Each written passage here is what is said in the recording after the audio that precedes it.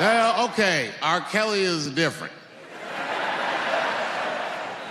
I mean, you know, if I'm a betting man, I'm gonna put my money on he probably did that shit. I'm pretty sure he did that shit. You know, it was bad, okay? So a couple years ago, I was doing a show in Detroit, and I'm sitting backstage in my dressing room. A friend of mine comes by, this chick, Dream Hampton. Dream tells me, right before I'm going on stage, she goes, Dave, I'm working on a documentary about R. Kelly. Would you like to be in it? And I was like, nah, bitch, I'm cool.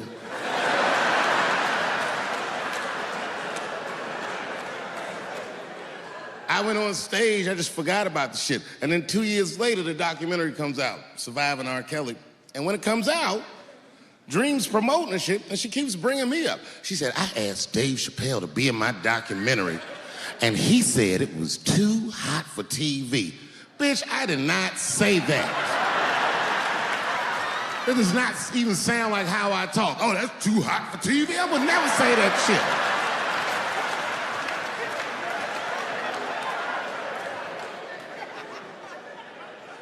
But I'm gonna tell you guys why I wasn't in the documentary. There's a very simple reason, and I cannot stress this point enough. The only reason that I didn't do it was because, and it's very important, I don't know this nigga at all.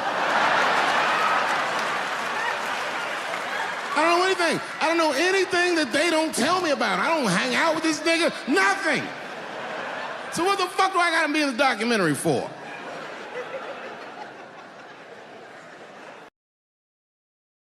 This guy, R. Kelly, got another sex tape out now. Can you believe that shit? This guy makes more sex tapes than he does music.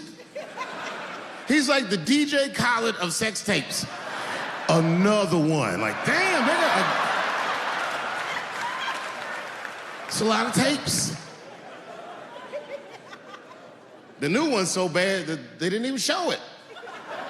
I've never seen anything like this. The prosecutor in Chicago came out in a press conference and read to the media a transcript of a sex tape. Have you ever heard of such a thing? This nigga read the sex tape.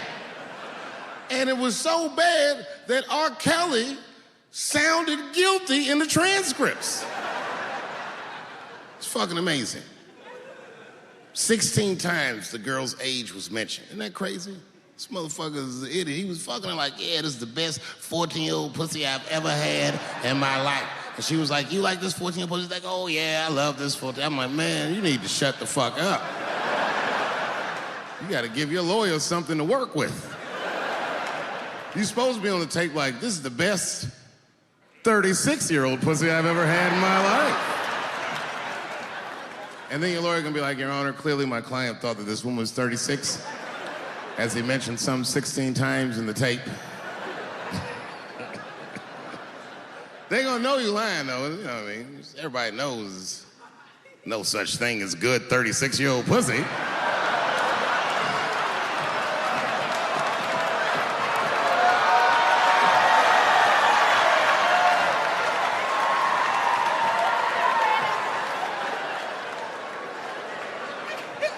Doesn't matter what I say. And if you at home watching this shit on Netflix, remember, bitch, you clicked on my face.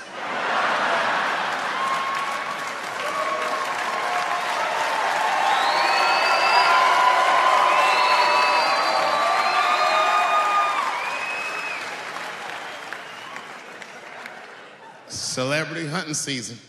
Doesn't matter what I say, they're gonna get everybody eventually. Like, look, I don't think I did anything wrong, but we'll see.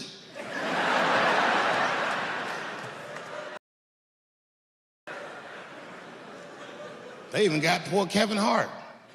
Can you imagine such a thing? Kevin Hart, let me tell you something. It was Kevin Hart's dream to host the Oscars. That's what he told me. And I remember when he told me, because I was thinking to myself, well, that's an awfully strange dream for an African American. Kind of nigga dreams of hosting the Oscars? Kevin did, that's who. And he did it. Against all the odds, Kevin became the most famous comedian this world has ever seen, and he got the job that only one black man before him had had. He was gonna host the 80th Oscars. And I don't know what you know about Kevin, but I know Kevin Hart is damn near perfect. As close to perfect as anybody I've ever seen. In fact, Kevin is precisely 4 tweets shy of being perfect. 10 years ago, Kevin had made some very homophobic comments. And I'm not gonna repeat what he said, because this is Atlanta.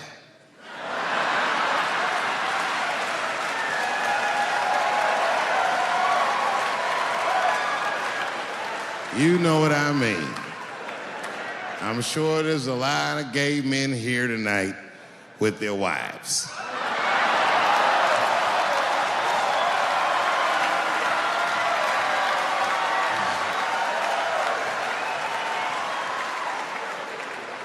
Far be it from me to offend anybody. All right, I'll tell you what he said. But just remember, these are not my words. These were Kevin's words. And it was a long time ago. And I'm paraphrasing because I'm not good at telling other people's jokes. Okay, Kevin said that if his little son was demonstrating or exhibiting homosexual behavior around the house, that he'd chastise him. He'd say, hey, that's gay. And then he said he would smash a dollhouse over that child's head. Ooh, the gay community was furious. And I don't blame them. I got a lot of gay friends. And all of them, 100% of them, all have told me fucking horror stories about the shit they had to go through just to be themselves. Crazy, crazy stories. And in all those stories, I gotta say, not one of them has ever mentioned anything like their father smashing a fucking dollhouse over their head. Because clearly Kevin was joking. Think about it. You would have to buy this nigga a dollhouse to break it over his head in the first place. Does that sound right? Is anybody gonna do that? The gay community was upset, and then they put so much pressure on the Academy of Motion Pictures and Sciences that they went to Kevin and said, if you don't apologize to that community, then you cannot host these Oscars. And then Kevin said, fuck it, I quit.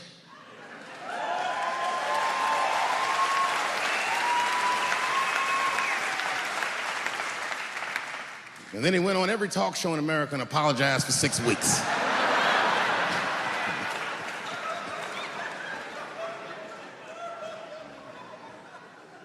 Kevin fucked up. I understand the mistake he made because I've made the same mistake early in my career. This is many years ago, 15 years ago. It's when I was doing Chappelle's show. There's a, thank you.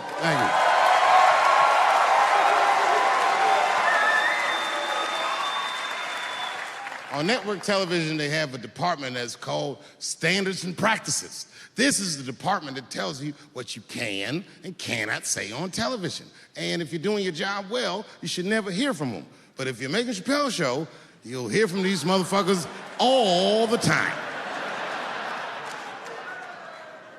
And remember, this is 15 years ago. I made a mistake. I didn't even know I had done anything wrong. I had written a sketch that had the word faggot in it.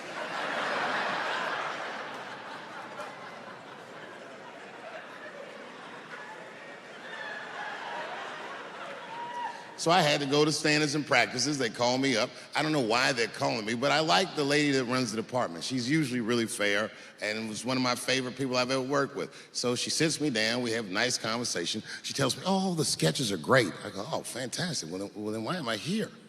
She said, because, David, there's no way that you can ever say the word faggot on our network.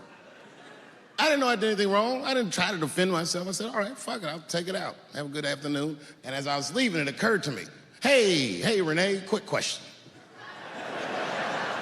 It's just a question. Seriously, I want to know, like, why is it that I can say the word nigger with impunity?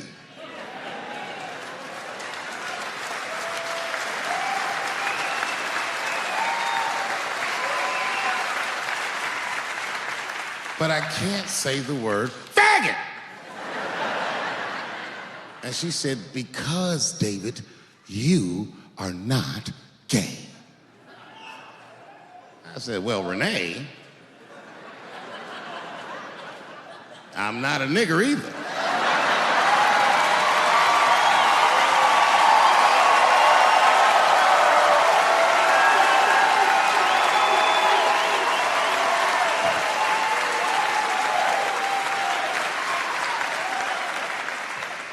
But you see, what I didn't realize at the time and what Kevin had to learn the hard way is we were breaking an unwritten and unspoken rule of show business. And if I say it, you'll know that I'm telling you the truth. The rule is that no matter what you do in your artistic expression, you are never, ever allowed to upset the alphabet people.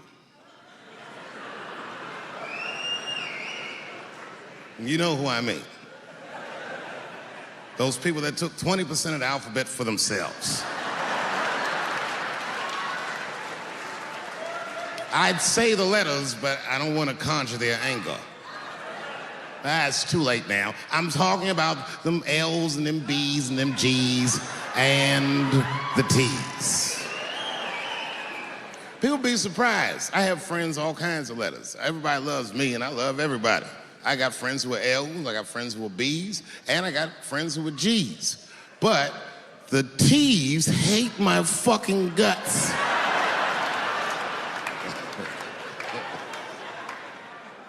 And I don't blame them. It's not their fault, it's mine. I can't stop telling jokes about these niggas. I don't want to write these jokes, but I just can't stop.